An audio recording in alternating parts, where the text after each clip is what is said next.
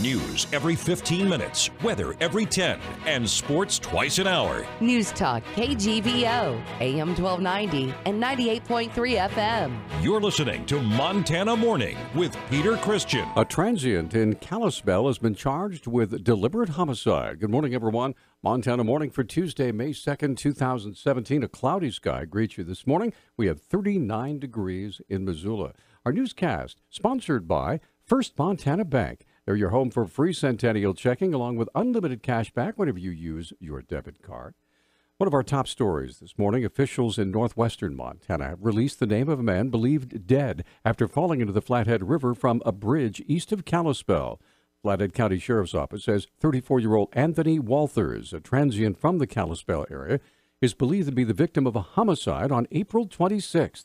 A witness reported seeing him floating down the river before disappearing under the water. His body has not yet been found.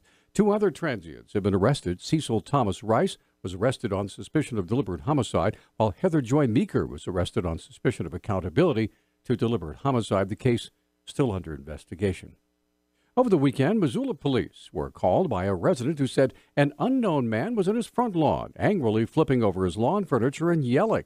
Missoula Police Public Information Officer Travis Welsh has more. Saturday evening, just before 7 p.m., officers were called to the 2000 block of Maple Street, where a complainant had reported seeing a male walking up and down the street, yelling out loud, screaming profanities, etc., and at one point entered his yard and was throwing his property around. The man continued shouting profanities at police and kept walking away from them as they attempted to question him. Eventually, he broke free and fled. At one point, attempted to flee from them on foot. He was tackled as a result and taken into custody.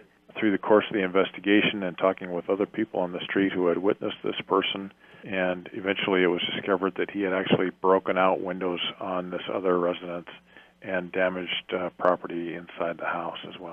After tackling him, police arrested 38-year-old Donald James Pierce for burglary, disorderly conduct, and obstructing a peace officer. Montana's federal bankruptcy judge has recused himself from overseeing the bankruptcy filing of the Roman Catholic Diocese of Great Falls Billings because his former law firm provided assistance in that case.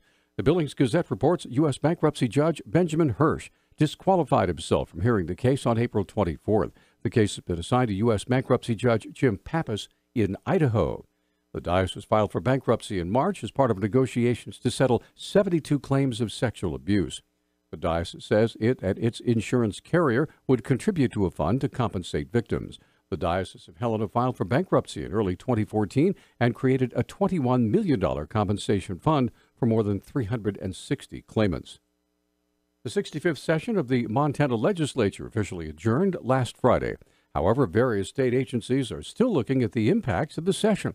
Associate Commissioner of Higher Education Kevin McCrae said the legislature came through in a big way for higher education in a season where the cuts could have been catastrophic. To boil it down, the campuses of the Montana University system will receive almost the amount of funding that they've received over the last couple of years. We're looking at about a 2% reduction in total funding. McCrae said the Montana Board of Regents will be meeting in Great Falls May 25th and 26th with a conference call scheduled for this Thursday. We're confident that now that the legislature has done their work and has brought some clarity to the state funding piece of the equation, that when the regents meet, they'll do everything they can to keep the tuition piece of the equation affordable, but also targeted towards continuing to provide excellent educational opportunity.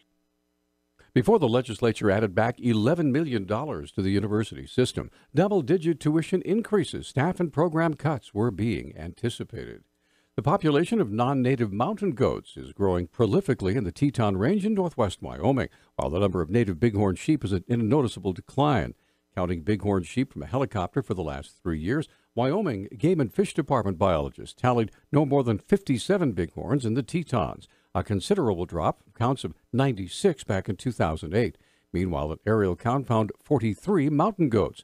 The Jackson Hole News and Guide reports both bighorn sheep and mountain goats inhabit the West, including Colorado, Montana, and Idaho, but mountain goats generally live in different terrain. However, in the Tetons, one goat was seen near the sheep. The closeness is worrisome because goats can carry bacterial pathogens that can be deadly to bighorn sheep.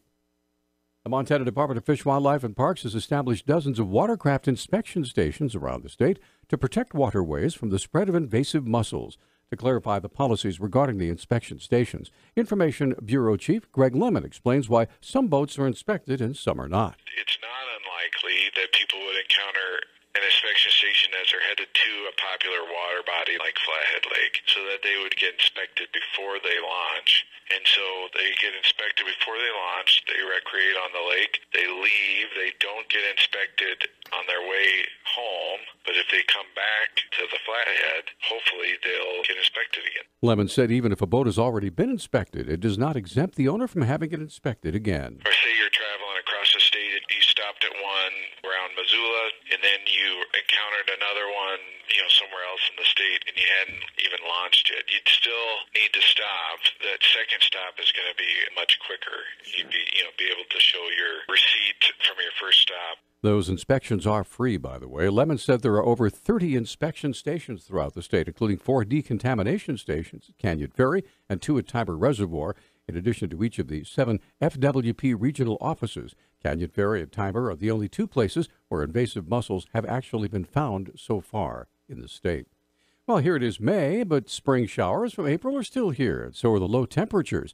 Temperatures haven't been to 70 degrees in a long time. National Weather Service meteorologist Luke Robinson says that's not normal. Our average first 70-degree day is April 14th, and this year we'll likely make it to May 3rd or 4th, and that puts us at 15th all-time for the latest 70-degree day. The longest it's ever taken is May 22nd, and that goes all the way back to 1896. Stretching back to last fall, the number of consecutive days without 70-degree weather is getting close to breaking records. If we make it through Wednesday, that'll make it the 4th longest we've ever been below 70.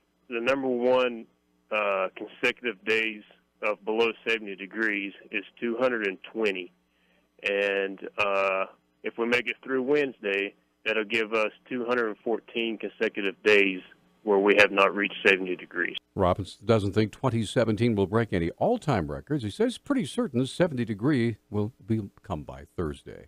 A small east central Montana town, held an early high school graduation ceremony for one student's mother who has pancreatic cancer.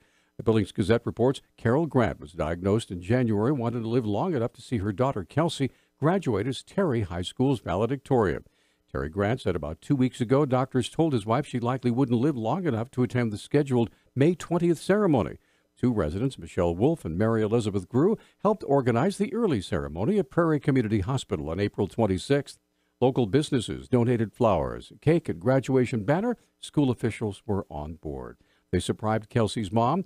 Terry Grant said his wife was extremely excited. Kelsey plans to attend MSU, become a pediatrician. Our Newstalk time, 6:13. Newstalk, KGVO. Missoula's official weather station. Partly to mostly cloudy skies today with a slight chance of a shower. Daytime highs will be in the mid-50s. Tonight, lows in the upper 30s. Mostly sunny skies Wednesday and Thursday with their highs in the 60s to upper 70s. I'm meteorologist Brooke Foster for KECI 13.